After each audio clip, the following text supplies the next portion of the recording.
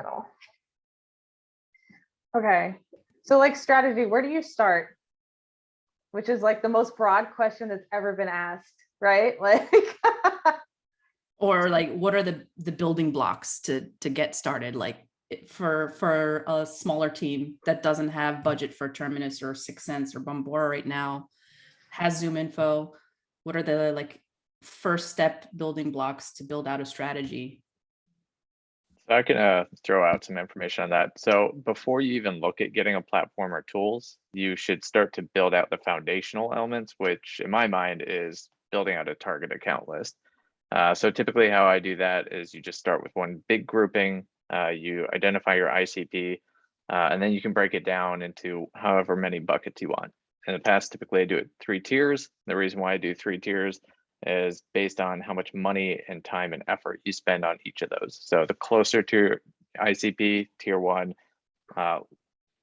middle grouping, tier 2, a little less spend, and then tier 3 is like everything else. So it should be a smaller grouping for tier 1, and then refine it down a little bit, tier 2, and then tier 3 is pretty broad and large. So that's usually how I target it. You work with your sales leader on it. You work with however your sales team breaks it down, so that they each have at least 200 accounts within their territory, or however you break it apart. That way they have some ownership over, who's going to be in there. They have, more invested interest to go after them. They know who they can start prospecting, so no one should ever be twiddling their thumbs in between kind of down periods when leads aren't there. And yeah, exactly. And then really you're able to start kind of going after them, even if you don't have the tools in place to target them with advertising.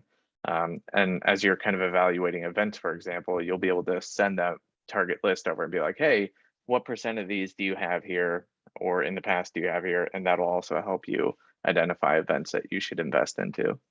That's what we're doing right now with the stage that we're at Fifth Hero. It's all right, here's our target account list. And what I've just been doing is running little, in the absence right now of a full like technology vendor to do like ABM, like targeted direct account advertisement and display. I'm just running LinkedIn ads right now for those buckets of accounts and seeing like the results, seeing like, okay, in this bucket, which we have as, this ICP and this like size company, is this getting a better result than this other bucket, et cetera, using some as custom as possible messaging. So what we're thinking about doing as well as we get started is just kicking off with some LinkedIn ads because our budget is so small, and kind of testing it from there. Carrie, you just did this, right? Like this year, like what did you do?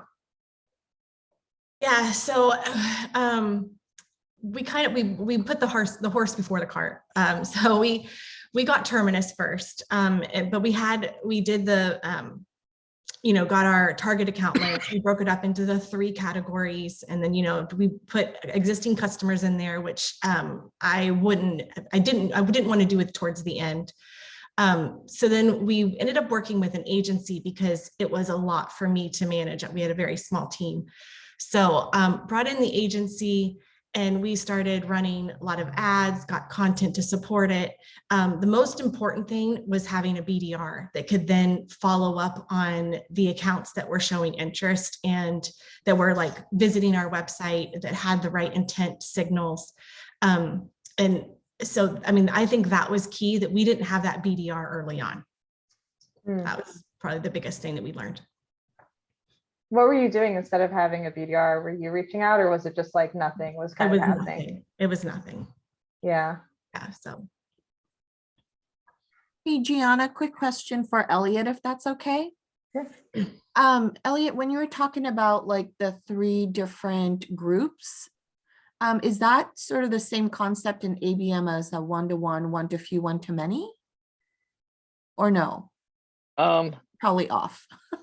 You can kind of map it up that way. So like I can give you an example that we were doing over at Cyware. So we very heavily focused on financial institutions and healthcare, which made it super easy for us to figure out X company size, X revenue, X amount of revenue within these groupings, easily add them to tier 1. So that's how we were kind of mapping that up. And then for tier 2, it was other industries that we did have success in, So that's kind of how I broke it down. And then obviously, if we were having success mostly with those tier ones, it means we invest more into the ads that target them, higher price tags for our gifts or whatever you want to call those, bribes that you send, swag and all that good stuff. Yeah. Sorry. Yeah. Sorry. I mean, that's what it is. Yeah, We can call it awesome. No, whatever you thank want. you. Can I just jump in on that topic? So Carmen, the strategy I developed is the one-to-one, one-to-few, one-to-many. So essentially, first of all, the buy-in from sales leadership and the sales team was crucial. We want them to be a part of the process and make sure like the accounts that we target are the ones they want us to target. So they developed the account list. And so it was, 1,500 plus accounts. Obviously, we don't have the time, money, or resources to target all of them. So the way we've structured it is sales pick their top 2 accounts for the one-to-one track. And so there's a lot of account cleanup, contact cleanup. So we identify the gaps. So there's a lot of contact acquisition with the track 1 accounts to make sure that we have the right people within those accounts. Track 2, we decided to do vertical based. So we're going to target financial, FSI, and government. So while one-to-one is highly personalized, the one-to-few is going to be customized. So we have the customized content, right? We can infer certain things, but it's not going to be highly personalized like the one-to-one. And then our third track, call it track 3, is our catch-all bucket. So if you don't fit in track 1, if you don't fit in track 2, you go into track 3. And so the track 3 is kind of our always on digital approach. So that's where we do the LinkedIn advertising, sponsored content, all that good stuff. So that will always be on. And so we're going to obviously A/B test, ad formats and content, messaging and all that kind of stuff there. And so our ABM team consists of me, who's more on the digital side. We have a marketing ops member, we have revenue ops member, and then we have a field marketing member. So it's kind of interesting because there's not one person leading it. So you kind of need buy-in from everybody on the marketing team, and then you got to get buy-in on the sales side. So it's taking longer to implement things, but I think we're at a good place. But, we did it this way so that we are able to utilize our resources and our money, with a focus and prioritization, because it kind of was overwhelming at first because we've never had an ABM strategy before. So that's sort of how we developed it. And ask me in 6 months and I'll tell you how it's going. But No, that's awesome. that's where we're For at. not having a strategy before, that sounds really good. Thank you. Then for each of those tracks, is it like it's its own funnel basically for tracking purposes and performance? Yes, it And is. different KPIs. Correct. So we have, at a very high level, developed all of that. We've already built out dashboards. The sales account list is actually split into 2. So it's a strategic account list and a target account list. Don't ask me why. But there's a lot of components and moving pieces, but I think we're at a good place to actually start running the show. Our fiscal year starts February 1st. So, go time very, very soon. But, I've used Simplify's Lead Onion for the last 6 months. I trialed that one for intent. But I haven't found something that's affordable and is currently can fit into where we're at. So I kind of want to go with the kind of virtual roundtable stuff from the field side. We do focused account based or vertical based virtual events where we do like wine tastings. We'll send wine tasting kits and there'll be a sommelier that talks through the wines and the cheese and whatever. And then they talk shop from the field side. But we'll see how that goes. But then we have like the digital ads that are running. We won't be targeting track 1 with ads, right? So these are the ones that like sales should be very, and I hate to use this word, but very intimate with. So they should know the ins and outs of these accounts. They should know if they're using competitor technology, the size of their security, the SOC. They should know what kind of messaging they want to go into the account with, all that good stuff. That's, where we're going to get really highly personalized. I'll stop talking now. Sorry. And my kids running around in the background, so I'm going to go on mute. That's okay. This That's is good stuff. Yeah, this is great, Nor. Okay.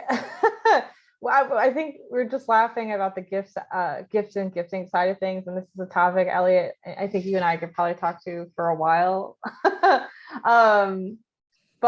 like Sendosos, direct mail, like, what are you guys seeing in terms of like when's the trigger point to start sending gifts? Right? It's like it's like, Maybe we could door just- openers, right? I mean, anything, anytime. I mean, I think you could use it for top of funnel and throughout the sales cycle. And it just depends on what you're trying to get out of the person. Maybe you can make the gift a little bit more high end. But I mean, like Nora said, if you have maybe like you know, an event or something, like we're planning to do a coffee series, we're gonna send like a Mimecast mug and some coffee. And then some of my sales reps who are, you know, in larger accounts, trying to go after larger accounts and they're further along in the sales cycle. I mean, they were sending whiskey and things like that over the holidays. So yeah, I think it just kind of depends on the sales cycle and who it is. I wanted to offer a couple thoughts. This is Travis. I've used it, you know, sending gifts at kind of all different stages. But if you have a target company that you really know is right, but you're struggling to get that first meeting, for me, I would tell my teams that if the value of the meeting is more than the gift, you should definitely send it. And you know, and of course, once we send it, you have to follow up, right? You can't. That's right. No can't- sweatshirt into the void, you know? That's right. We can't. So you have to decide. So the person has to decide, like, no, this really is my thing, and I really am willing to chase this. And later, someone's going to ask me, how'd that go, right? And creating that accountability loop on that allows the person to make the salesperson or whoever's following up to make the right decision.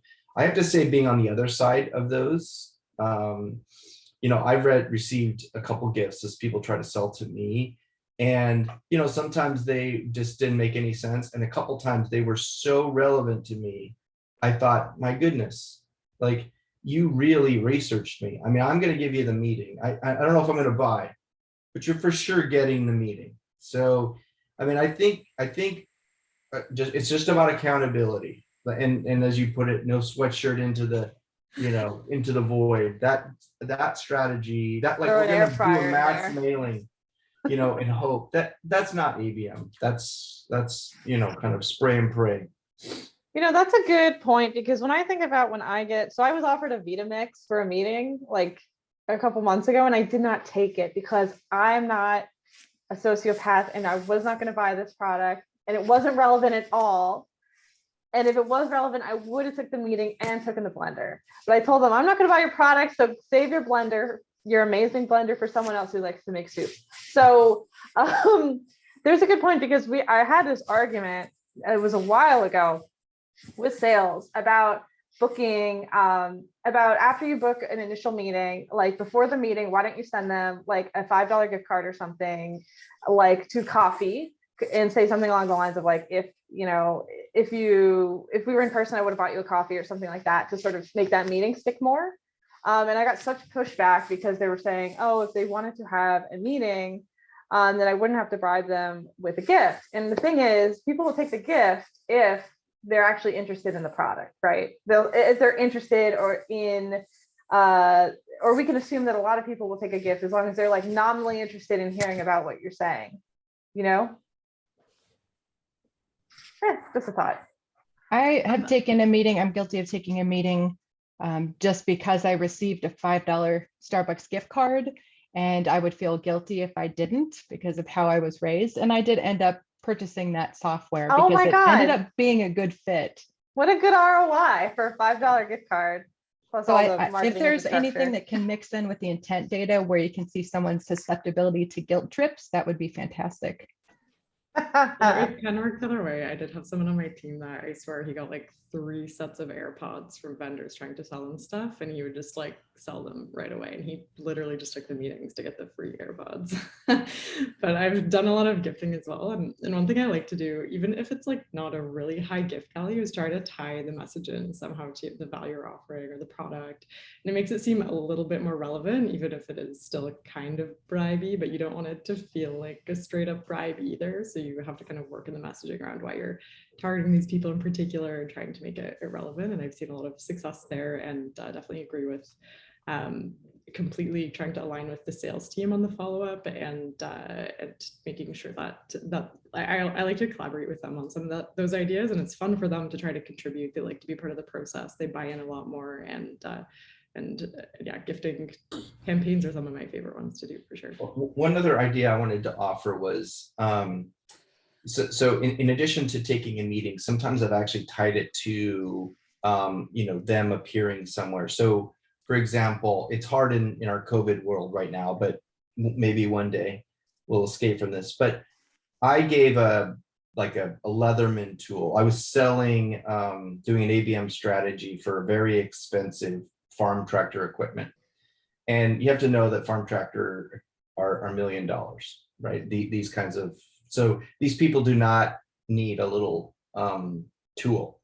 But it was super interesting how, as we offered that tool, if they came and did a test drive at an event, that the rate was so amazing, and it was because we had tied that event to the tool. So it's a long story, but essentially you'd use the tool to do something on this tractor. And look, all of them already had a Leatherman on their belt. They already did. But that was very valuable. Also, we learned later that the retention rate on that particular giveaway was like almost 100%. Everybody for years later would tell us, oh, I still have my, my tool that you gave me, because you don't throw away tools. So that's basic gifting strategy. But from an ABM strategy, once we knew they had accepted that gift, we were selling like $50,000 things for tractors. So it wasn't a cheap sell. But after doing that, then if they accepted the gift, we knew that they were willing to talk to us. And it became, then we put them into a trickle campaign if they didn't buy it right away. And, we had good feelings. So it was tied right to what they were doing, and they had to use it, that tool, as a part of the kind of like test drive on the system. I love that. That's awesome. How do we do that for cyber? I will send someone malware. We can, send them malware. You have to clean up your. My brain here, the cogs in my brain are running really fast, and I'm thinking, I'm hearing all of these tactics to get meetings, and so bear with me as I articulate my thoughts here, because it's just crazy. We deal with a really difficult audience. Obviously, they're hard to get in front of. They're hard to get their attention, and they're very sarcastic, and in many cases, get upset from marketing and sales because of lack of context. And my question is, like, do they smell, or can they smell through the bullshit of these gifts for meetings, is what I'm asking, to be honest and frank. I'm playing devil's advocate here. Like, is this the right tactic? And will that scale over time? And will that meeting turn into an actual qualified opportunity? Like, I'm just trying to think, because we're starting to build out our ABM strategy at Sixgill. Is this the right direction? How do you, think about it in a way that's going to create like long-term relationships versus, okay, I'm just going to try and get a meeting because I sent him, like AirPods or whatever that they're probably going to throw away. And in most cases, they won't accept it at enterprise organizations. Like CISOs won't accept those, for legal purposes, won't accept those gifts. I just want to know what you guys all think. Like, are we doing justice when we use these tactics for the audience? What do you think? Danny, I can answer that. I have one. It's not a closed one or opportunity. It's not they're not a customer yet, but we have a sales qualified opportunity from last year's ABM, and I can talk about what that looks like, what we did. So we did the tiered approach that Elliot was talking about earlier, and we really worked on enabling our BDRs and sales team. So we did that by we have an integration with Terminus that goes into Salesforce and maps out the intent data. And so we worked with our BDRs to create like a ABM specific email nurture and outreach and things like that. And so through that nurture, we had someone book a meeting with one of our BDRs. And so the reason for that is because she used our intent data that we had mapped out on our Salesforce Terminus integration to create that really personalized messaging for that person. And therefore right now they're sitting in a sales qualified opportunity, which hopefully, you know, we were able to close and win the customer. So we found that was super valuable with the gift. I believe as part of her outreach too, was a gift incentive to get that meeting and personalize that messaging. So we've seen some success on there. However, I think the difference between what we did last year versus what we're doing this year is last year we took such a personalized approach, meaning like we had we had 6 accounts that we're targeting on tier 1, and each account had its own set of ads, landing pages, email outreach. And so it was a lot of work for only one SQO. So this year we're working on scaling it a little bit more and maybe just incorporating our ABM strategy into the campaigns that we have and using that as a lever and incentive for people to get in there, but not taking that super personalized approach anymore. So I don't know if I know I just went on a rant. So hopefully that answers your question, but No, I to me, it's like seeing live examples of success and journeys is helpful. So I appreciate that. yeah, awesome. Hey, Danny, we might be outliers here. I don't know. But now you guys are making me think differently. We've kind of avoided the gift path for forever. I think back to the days before the pandemic when people used to meet in person. It was pretty common that, we would set up a trip to San Francisco, Silicon Valley, whatever it is. And in the days leading up, try to fill up your schedule. And to us, it was, if someone actually accepts that appointment, like I think I heard somebody say before, if they accept the gift, then that's kind of like your indication that there's some interest there. For us, it would be if they accepted the meeting, right? Like no one has time. Nobody wants to spend an hour. You message them, hey, I'm going to be on the West Coast for Monday and Tuesday, I'd love to meet you for an hour, right? They're not going to take that meeting unless there's something that they see interesting that you have to offer. So we kind of use that as a cue if they would just accept the meeting, but it's a lot more work to show them up front that you have some value. And to us, we've always thought of it as like that long-term play. Like, are you sacrificing, a little bit of a, I don't want to use the word gimmick, but a little bit of a gimmick up front to get them to take that meeting?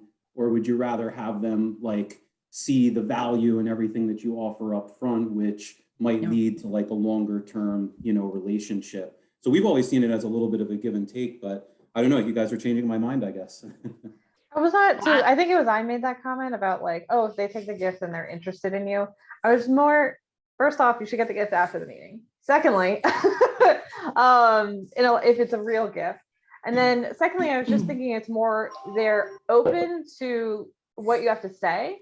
And then if you could really, here's another part of it, customizing the presentation so that when you go there, you actually give a really good presentation, your salespeople perform and they hit at the pain points that you think that the customer has and everything like that. Like there have been opportunities, at least at my company, where it's like we book a meeting and then after the meeting, people are like, oh, actually what you do is great. We're very interested now that you've explained it to us, et cetera, et cetera. So anyway, Danny, I didn't interrupt you to go on. No, that's awesome. We're trying something new and we're kind of placing all bets on this specific strategy. Is our gift to our target account list or I wouldn't say to the account list, to the buyer within the target account list is providing them a platform to connect with other CISOs and allowing them to talk about the challenges that they're experiencing within the use cases that we support. And what that does for us, and this is just, we ran a POC in Q4 for this, and we're trying to, we're putting double downing on this in Q1 and 2. We saw that one, they're talking amongst themselves without us interjecting too much. We're not pitching them right off the bat. And we're building that community base within the target accounts and getting the customer insights, which drives our content strategy, which drives our ad strategy, which drives our event strategy.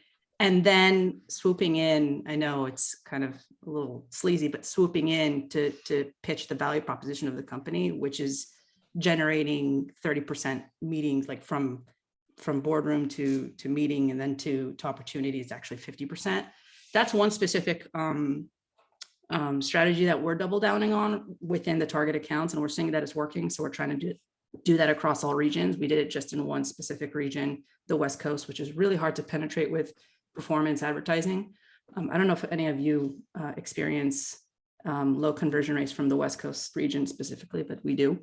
So I wanted to get your thoughts on what you think about specific kind of one-to-one smaller communities for ABM plays, or anybody have experience with that? Anybody doing community and wrapping it into their ABM strategy in here? Yeah, Danny. Oh, sorry, Gianna. Oh, go ahead, Carmen. I was just gonna say we had one prospect and we found out that their competitor's renewal was expiring within 6 months. So we actually, it was one of our ABM target accounts, and the director got engaged with one of our BDRs, and we were doing a whiskey decanter campaign at the time. And if you take a meeting with us, you get a crystal decanter. After the meeting, we fill it with any whiskey you want. And so because their competitor renewal was coming up in just a few months, we said, we're not just going to fill your crystal decanter with your favorite whiskey. We're going to do a whiskey curated tasting for your entire team. If you take a meeting with our executives, and they took us up on it. So we actually did a private whiskey tasting with a whiskey ambassador. We closed that deal, $900K. It was nice, like 20,000 seats. But that's kind of like a very personalized, what kind of Nora was talking about earlier, kind of one-to-one, specific personalized event for someone. And we saw success doing that. Hopefully that helps. And they all were like whiskey fans. So it's not gimmicky. It's not like we were trying to just shove a gift down their throat. It was, we kind of hit the mark. So hopefully that helps and that happens for you. Yeah, so that's awesome, Carmen. And that's account. You got the whole team there. Let's invite who you're selling to, and then everybody else on the buying team. And Danny, I think you are ahead of, or you are leading the charge in doing this community ABM approach. So we'll have to ask you to come back. I'm trying different reasons, because I've tried 6 cents advertising and gotten no results.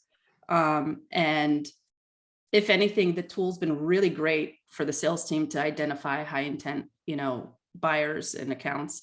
But other than that, I've had no success with that. And so I'm trying to think of ways to, give out, value to the audience that's going to resonate long-term.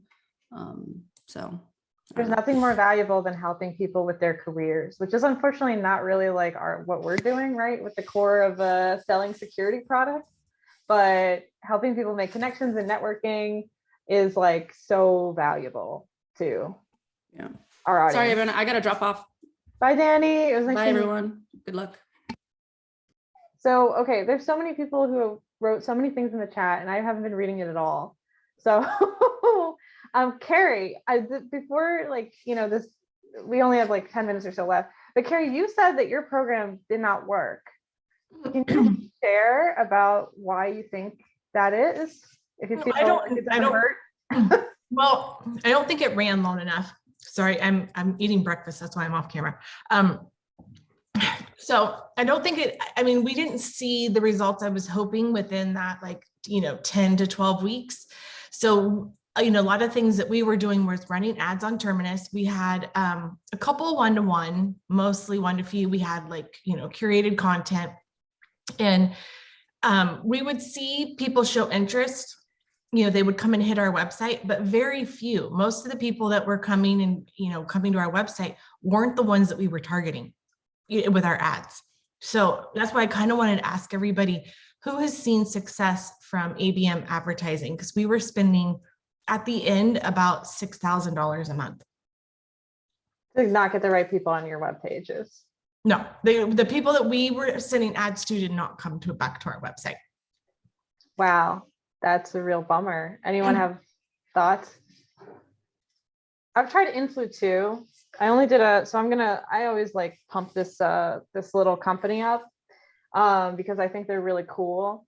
I only did a 6-month trial and we ended up canceling it because we didn't have enough internal resources, but they're theoretically supposed to advertise direct to the people that, you know, and be able to track when those specific people have clicked and visited your site. So, but anyone else have thoughts on what Carrie said?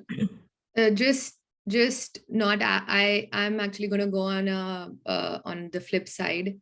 No ads for me, ran the pilot in Q4, got 3 SAOs, out of which one was closed one, but worth 300K ARR. So the thing is to get started, and ads, I think, are a rabbit hole, labor intensive, time incentive, money intensive.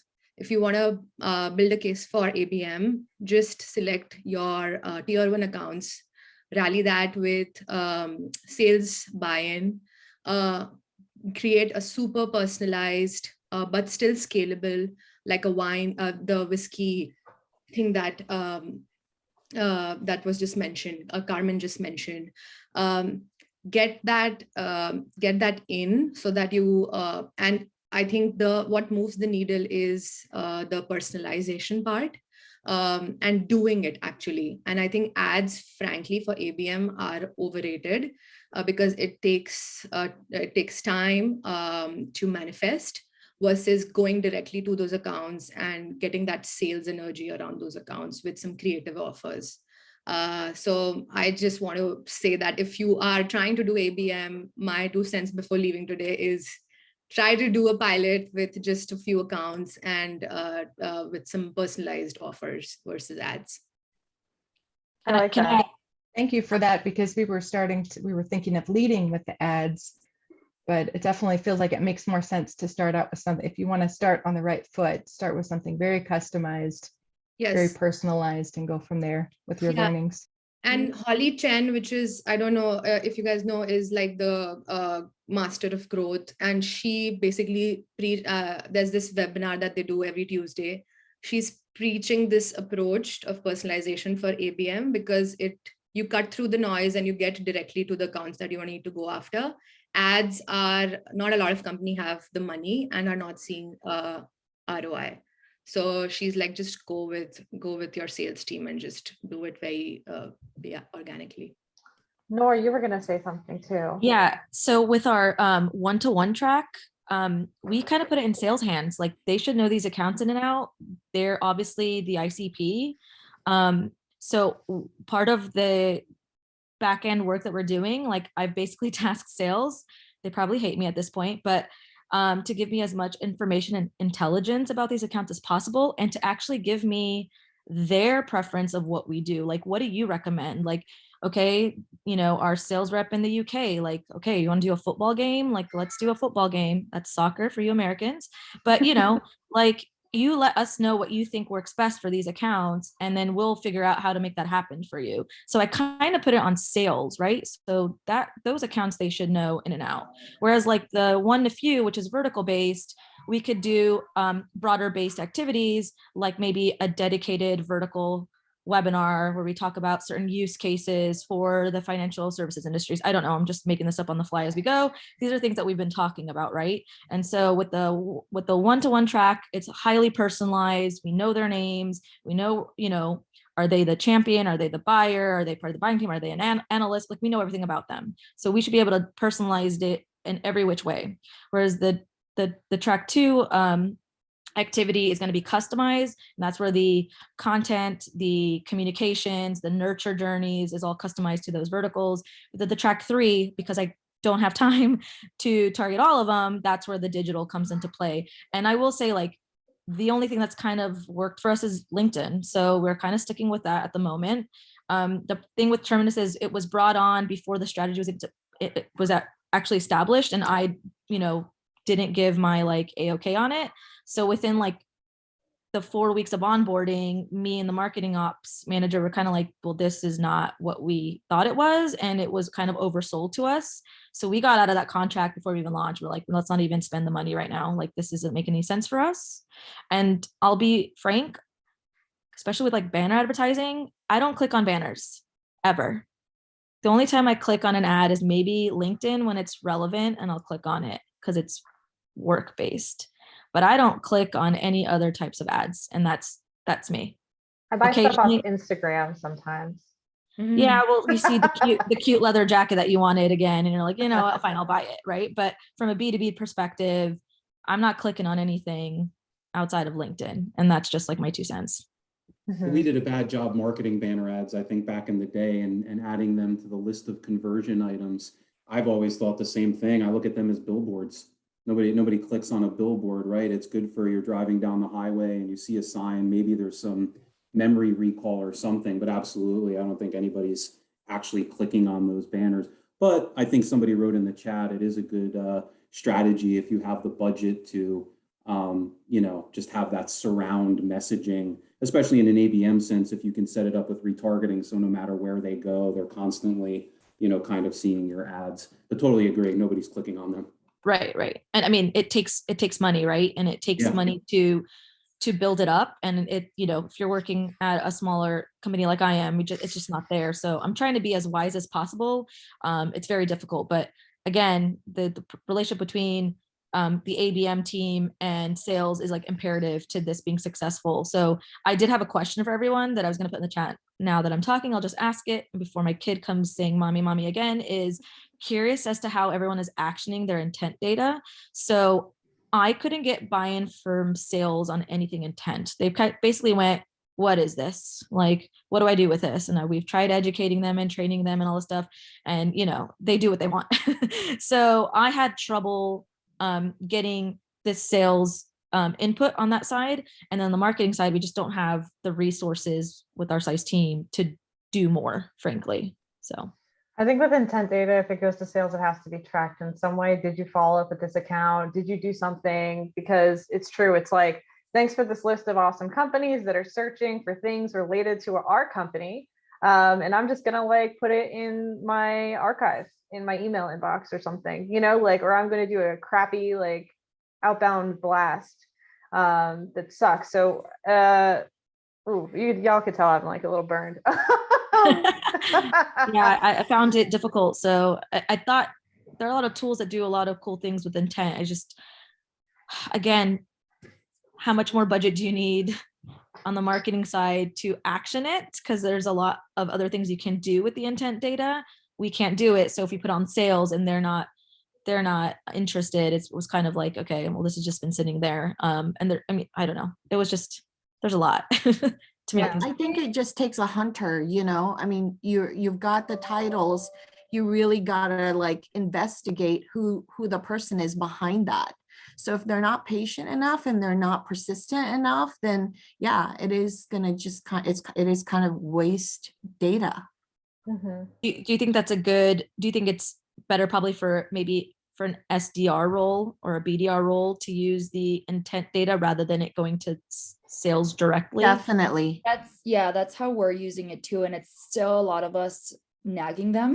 I would say like weekly updates, sending them the weekly reminders, like checking the report and all of that. So, but luckily you have the BDR team to help support that. And they're as long as we're on top of them and reminding them, they're very on top of the follow-up and the intent data and going over where to find the data over and over and over again is just kind of the best way to get them to use that. It's definitely rinse and repeat with sales. For sure. Oh yeah. Hate to say it that way, but it is. There's no salespeople on here.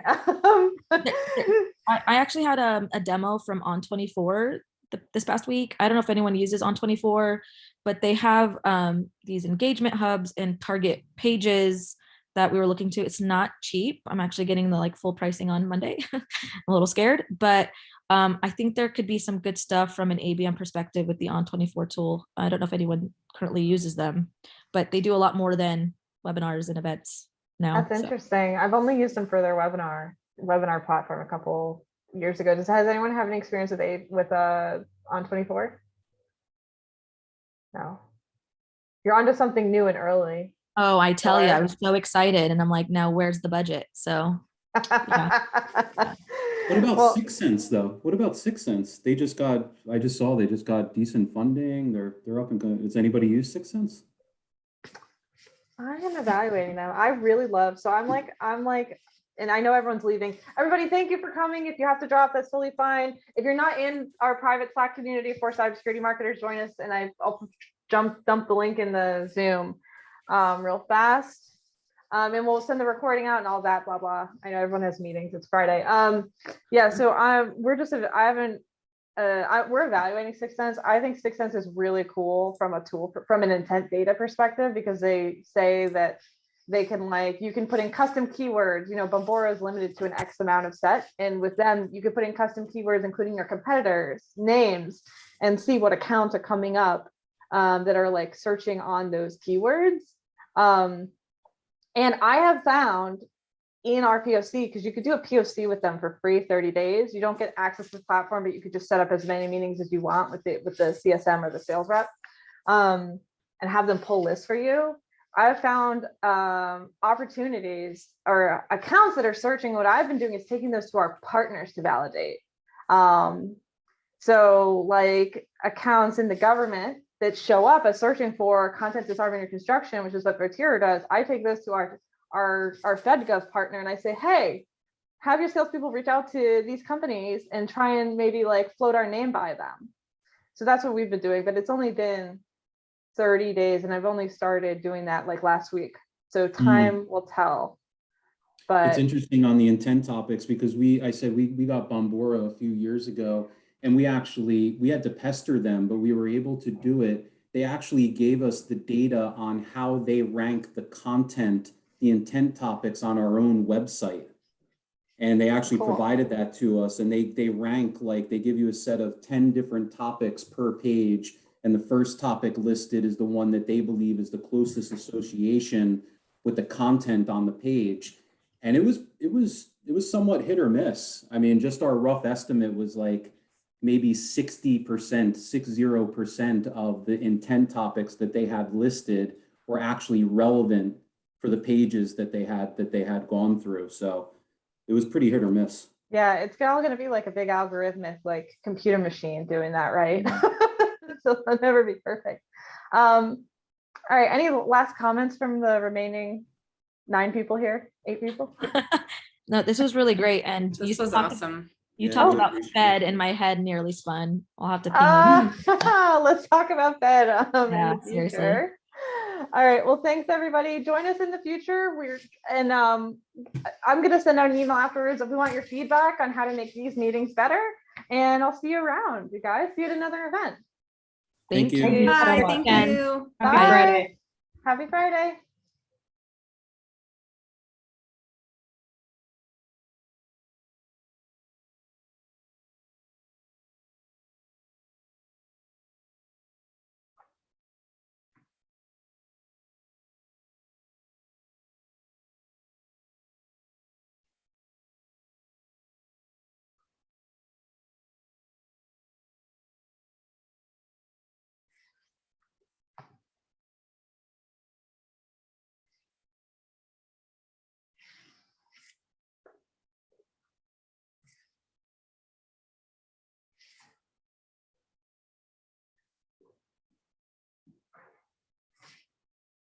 Hold on, there's someone in here still.